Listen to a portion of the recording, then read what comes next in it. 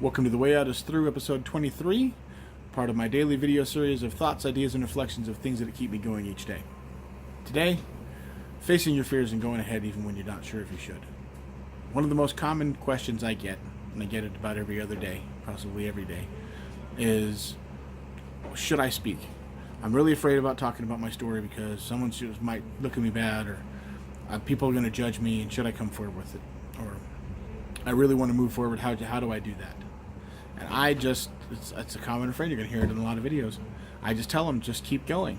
Just move forward and talk a little bit. Talk to somebody and just keep going. I know that it's going to be, when you're first coming out with these stories, if you were in a similar situation that I was and you had that kind of pain, coming out and telling the world that you would have committed an atrocity is a very scary thing. Trust me, I know. I just did it, and I've been still doing it. It can be very frightening, and it can cost you things. You have to be prepared for what's going to cost you. We went over that yesterday.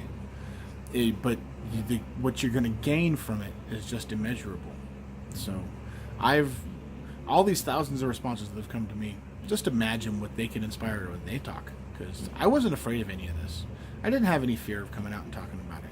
I had some fear when I first came out about what was going to happen to my family and what the outcome would be for them, and what if anybody was going to come after the people I love.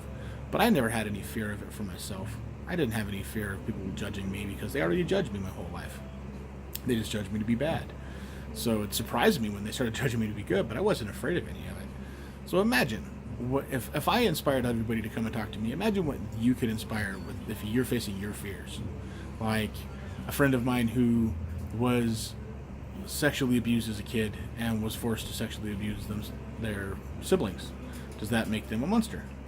You know, it can be scary to talk about these kind of things. Or being beaten by your spouse, or cutting yourself when you're a teenager, or an adult.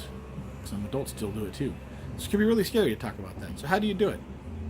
Well, I always say the best way to go, the way out is through, and just run right and headlong into it. I call it ripping the Band-Aid off. Just face the thing that's going to scare you the most and run right into that and smack into it head first and see if you can make it through.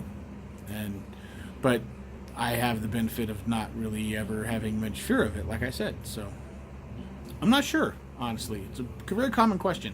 If you have any suggestions for what you think you should do to come up with face your fears, or if you have any stories of your own you'd like to share, please do so down in the comments.